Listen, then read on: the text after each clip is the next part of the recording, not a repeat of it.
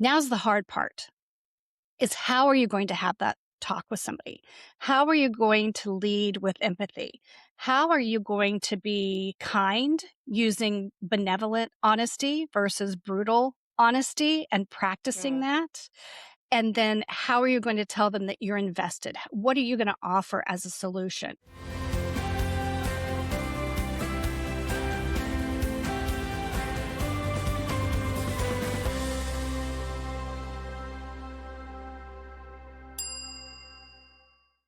Hello, everyone. Welcome back to Frustrated to Fluent. I'm Devon Bruce. I'm the founder and CEO of the ECA Institute, and we're here to talk about what happens when communication breaks down in healthcare.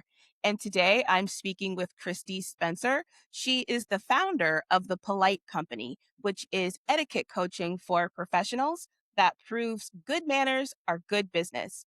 Over the years, she has helped over 2,000 people gain social success in her coaching practice. And she also has 20 years of experience in journalism to do on camera work. So thank you very much, Kristi, for coming on today. Thanks for having me. Yeah, I'm really excited about this just because we are going to be talking about how etiquette can cause communication breakdowns. And this is one of those things that people they feel, but they don't really think about because that one interaction could completely derail their relationship, and it could be as just a simple misunderstanding. It could just be lack of awareness, but it doesn't matter because communication debt, as I say, it always get paid, always, no matter what. So I'm really excited to hear your insights on this today. Yeah, it's hard for us not to keep score, isn't it? It's It the is. first time that somebody does something that we feel is a little bit off, then that second time it feels a little bit more pointed. So I like your analogy there. Thank you. Thank you. All right, so let's get started. So, when we talk about etiquette in professional settings, we're often talking about those unspoken expectations. So, why do those individual rules create so many communication breakdowns?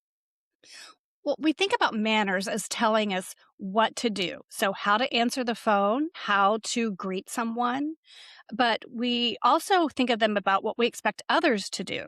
So sometimes when we say hello, we expect a hello back. When we ask a question, we expect an answer. When those needs or those expectations are unmet or the manners differ, depending on the person and where they're coming from in the world, um, that's when we have those conflicts. So that's that communication breakdown. And sometimes, many of us are conflict avoidant. And so we think, you know, that's just them, or maybe you think you'll try again and you're going to be, have give them a little bit of grace. But over time, those things add up and it really dissolves a relationship. That is literally one of the key factors of what I call communication debt.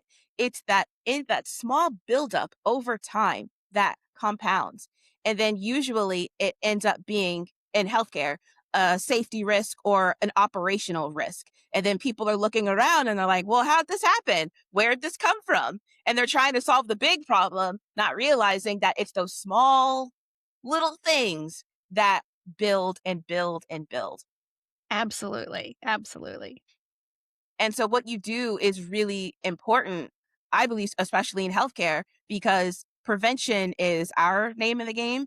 And so if people are educated on etiquette and this level of awareness, that can eliminate some communication debt right off the bat before it even starts occurring. So I really like your approach to this. Well, we try to make it as approachable and as accessible as possible. And that was kind of the framework of the training that we had because etiquette is not some highfalutin thing that only certain people Yeah. have or you only use occasionally. You bring your etiquette to work, your manners to work, your civility to work every single day. And you have to pay attention to it and have that self awareness to be able to be a success and to help the people, which is, the whole goal here. Absolutely. Absolutely. Now, we work with many globally trained professionals who are very highly skilled. However, just being honest here, sometimes they are judged more on their communication style rather than their competence to do the job. So, when we're talking about etiquette, how does cultural etiquette differences affect the way people are perceived at work? One of the concepts that we teach early on in our training is that it's not if you do something well, it's how you do it. And I like the analogy of I'm not a great baker. So if I'm going to make brownies, I'm going to have to take a box, I'm going to have to crack an egg. But how I crack that egg matters. If I put the bowl across the room and toss the egg into the bowl, that's probably not going to get me the result that I want. If I barely nudge the shell of the egg, well, then I'm probably going to end up with some shell in my brownie. So we think about it's not that we're going to crack the egg, it's how we're going to crack that egg. So it's not what we're going to say, it's how we're going to say it. Are we going to say it like an egg being hurled across the room? Are we going to soft pedal it so much and just go around the edges so much that nothing ever gets accomplished? Or are we going to learn how to crack the egg and get the yolk out of it? And that's the key, is learning that it's not just if you do something well, it's how you're doing it and how you're being perceived by others.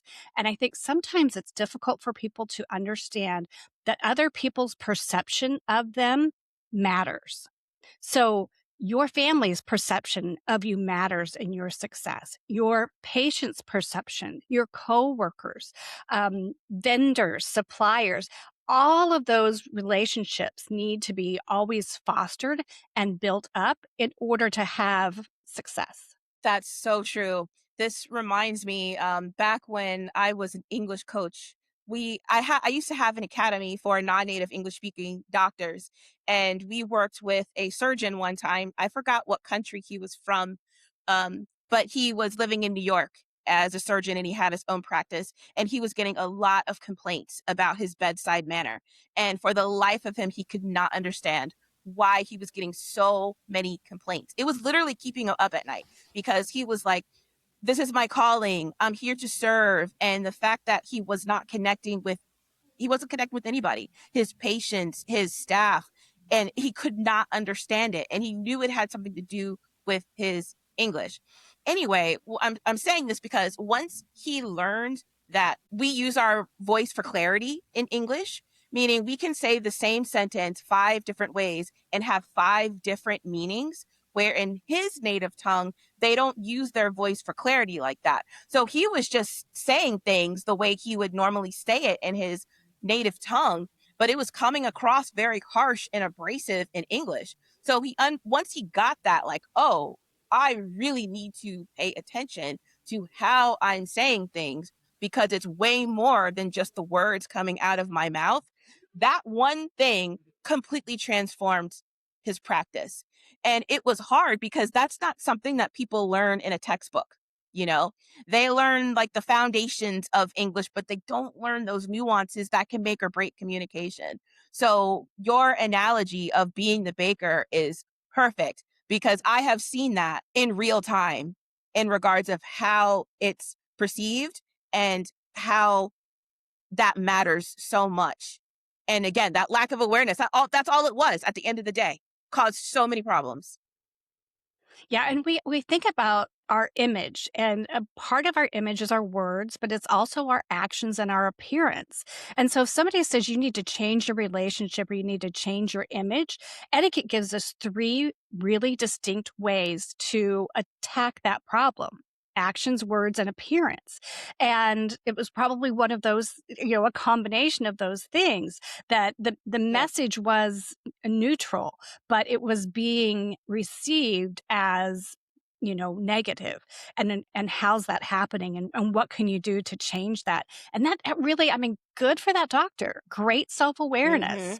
You could just say, listen, I am who I am, and that stunts your growth completely. So being open to Yeah. taking that image counseling is really important. Yeah, you touched on something really important, that awareness, and then doing something with that awareness because there are so many people just in general who know, but they don't care. They really don't care. And so it is very nice, especially when I was doing that the English coaching side of things, to come across doctors and surgeons who really wanted to elevate their communication so that way they could connect better with their patients, colleagues, and staff. Um, Now, actually, having said that, this is a good segue into my next question for you. So, something as simple as eye contact or directness or interrupting or how quickly someone gets to the point can mean very different things across cultures. So, which etiquette differences create the most misunderstandings in high pressure environments? The number one I would go to is being dismissed. I think that is overwhelming, whether you feel dismissed if you're giving a direction, if you're getting direction, if you're being told information, but somebody is just, you know, not engaging with you, using those nonverbal cues like leaning in and listening and asking Mhm. follow-up questions, just, you know, ticking off a list of to-dos, those are not going to make the person feel engaged. And I think that that is internal and external. When we feel like we're not being heard and we're not being respected, then we really see that as a situation where there's a lot of incivility happening. Yeah, that makes a lot of sense, especially in healthcare, because that dismissal, especially when it's not intentional, can make people not speak up. And this is something that I say all the time. Silence is one of the biggest risks in healthcare because if people do not speak up, then things cannot change. But if the environment does not make them feel safe to speak up, then that's why there's communication debt all over the place because it creates a an environment where it's just not safe for people to speak. And it starts with those types of things that you just spoke about, how if someone feels dismissed or slighted, that one interaction can cause a lot of communication debt. And that can change the trajectory depending on the situation for sure. So I'm really glad that you brought that up. And when we've done studies on incivility, we look at the results of that, and a lot of it is people will avoid the offender. So that means that, the boss comes in, you can see they're in a bad mood, and then you just let them go into their office before you ask them that question.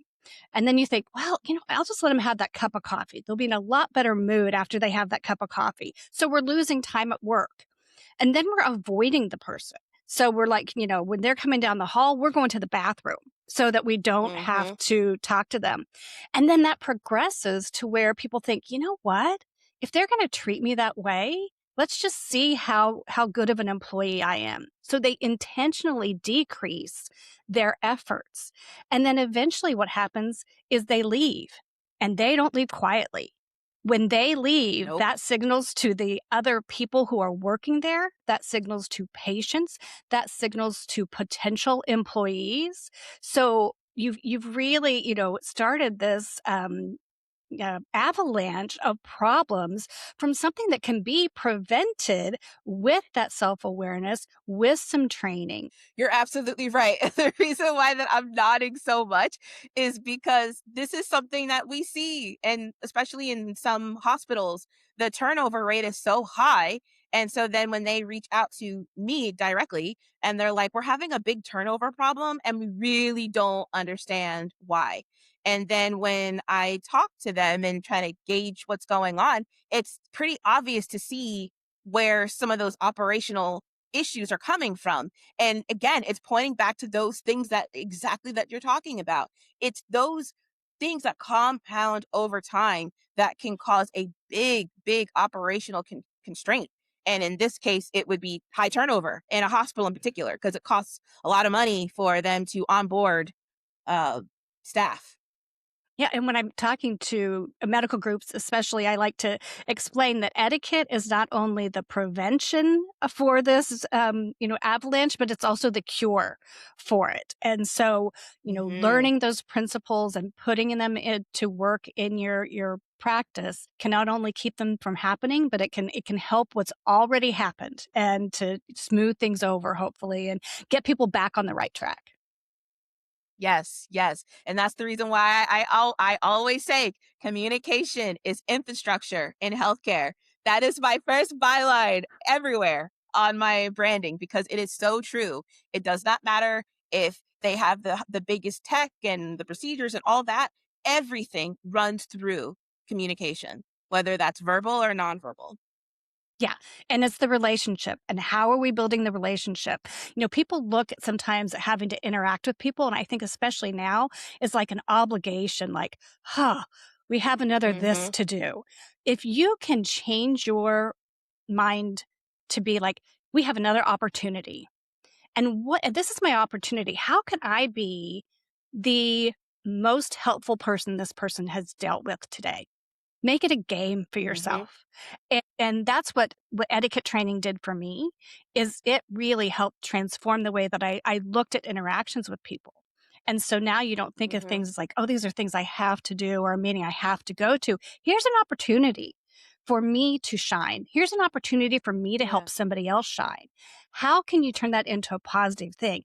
And when you do that, you do it for the people around you and you do it for yourself as well. So I'm getting to I Yeah, get so that's excited so when I think true. about the possibilities and those kinds of things. But Yeah, no, that makes total sense. Now, on the other side of that, many people don't realize that they're interpreting behavior through their own cultural lens. So, how can leaders specifically become more aware of the assumptions they're making about professionalism or respect? I think that we say that your title and your degrees will get you the interview. It's your personal skills that will get you the job. And sometimes your your degrees and things will still get you the job. But Mhm. we cannot assume just because somebody has the certification or they have the degree that they also possess the knowledge about communication. So we can't treat everybody like as we came in the door. We have to realize that we were all raised in different houses. We all drove in different Mhm. cars today. And so you have to understand that you have to emphasize teaching people how to communicate with other people.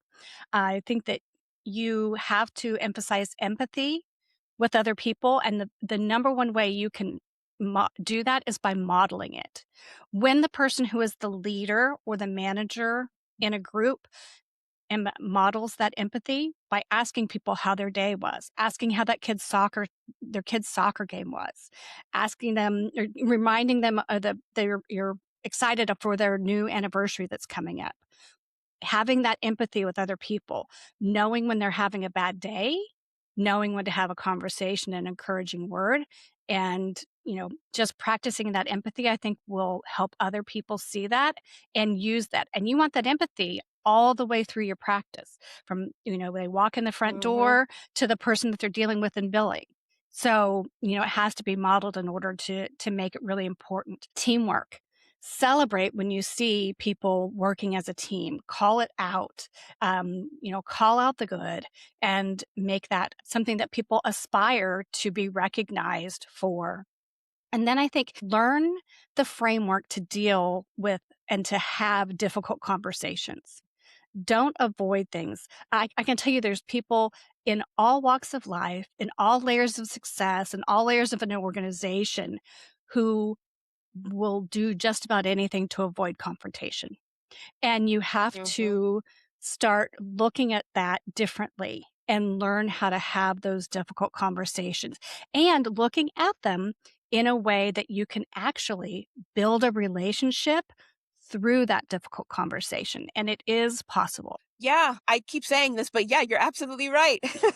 You're absolutely right because this is reminding me when I used to be a consultant as well and I used to help international CEOs with their English because they wanted to do business with American companies. So I helped them prepare for meetings with American execs. And it was fascinating to be a fly on the wall with some of these international CEOs because it was so obvious to tell which ones led with empathy and how that completely created a company culture that was nurturing. And I also saw some that did not lead with empathy and how that created a different company culture. So just seeing that was like I said, it was fascinating as like a fly on the wall and how that one thing can have so much power and impact on the company itself and how it's ran. And then on the other side of that, this just recently happened. My 13-year-old son recently got braces, and I was terrified. I was so scared. The first session that he had, I mean, I was fine up until like I was okay as his mom, and then the day of, oh, nervous, nervous. So he was getting his braces done, and the dentist came over, and he was so warm and so nice. And he could tell I was nervous. And he was like, everything's going to be okay. Your son's doing great. Do you have any questions for me? And him leading with empathy calmed me down so much as the mother of my son getting braces. So being on the other side of that, experiencing that as like a, the patient's mom was also so effective. Yeah, absolutely. And, you getting to be that fly on the wall and getting to see leadership styles, I'm sure influence the way that you lead. And you A think, hundred oh, percent. there's some great ways to do this. And then, oh, there's some ways that we are not going to conduct ourselves. And what is Yes. horrific is when you see yourself in that worst example. And then you think, Mm-hmm. "Oh my, I've been pointing the finger and there's 4 pointing back at me." And, Yep. it wasn't until maybe 3 years after I had done etiquette training with the Emily Post Institute where I started to think, "Uh-oh."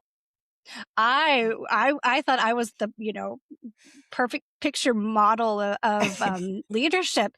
And man, there were some real gaps. But what a Yeah. gift that is to me today to be able to have had that time away and be able to reflect and be able to use that experience to tell people, hey, listen, I know you're in a hurry. I know it seems like this is just one more thing you've got to get through today, but I promise you, if you slow down just a little bit and you take a little bit more Mhm. care with it, it will be prevention down the road.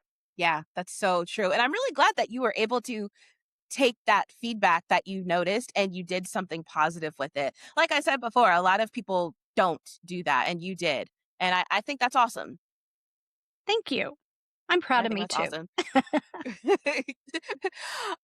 Now to wrap up, if a communication breakdown has already happened because of etiquette or cultural differences, what's the best way to repair trust and move forward without making things really awkward? I think first you have to decide what you want to do about it. And that is where etiquette training is so helpful because it gives us a framework where we consider what our options are. So we can ignore it, we can address it, we can put together a newsletter and send it out to everyone. There's all sorts of options that we have. Having that wide range of things that are possibilities for us to attach it with, then we think like, okay, what are some of the solutions? Let's think about who's involved and what the outcomes we want to have. And so we really have this process that we walk people through in order to determine the solutions, determine the best solution, and then more than anything is okay, I'm going to have a talk with the person. Okay, great decision. Now's the hard part is how are you going to have that talk with somebody? How are you going to lead with empathy? How are you going to be kind using benevolent honesty versus brutal honesty and practicing Mm, that? How are mhm, you going to be straightforward enough to let the person know that, yes, this is a problem for them? And then how are you going to tell them that you're invested? What are you going to offer as a solution? So these are all just a framework that we teach within etiquette training and talking about difficult conversations to help people be able to plan these conversations out. Because I think the worst thing we can do and the first thing we teach people is we want you to think before you act. So many times people think, mm, what were you thinking? And the answer is, well, I really wasn't thinking. I was just acting. It was in Okay. the moment. Yeah. We were under pressure. It was, something had to be done immediately. And definitely in healthcare, there can be some of those situations. I mean, some an emergency situation. I don't want somebody taking five and, trying to figure it out. But when you Right. can have a little bit of buffer there, think about what you want to do. Have consideration for the other person. Think how you can carry things out with sincerity and honesty. And again, what could be a very difficult situation is going to be a time where you can actually build that relationship with the other person, whether that's investing in them somehow or it is allowing them to be a soundboard, whatever you decide, but you have to be part of the solution for the person as well if you're their leader. Amen. 100%. That is awesome. So Christy, where can people find you online? My website is thepolitecompany.com. Instagram, Facebook, I give out etiquette tips for professionals every single day. On Instagram, I share interviews that I do on local media. I share what I call etiquettes if you just need a quick tip for the day, something you can try out. All sorts of fun things are happening on Instagram and Facebook. Okay, great. Thank you. And those links are in the description box below. And if you are in healthcare, especially a healthcare leader, and you are having communication breakdowns on your team, please send us a message as well. The link for that is down there too. So, Christy, thank you so much for coming on. This was a great conversation. Thank you, Devin. I enjoyed every single minute of it. Thank you so much. Thank you. And thank you for watching, and I'll see you next time. Take care.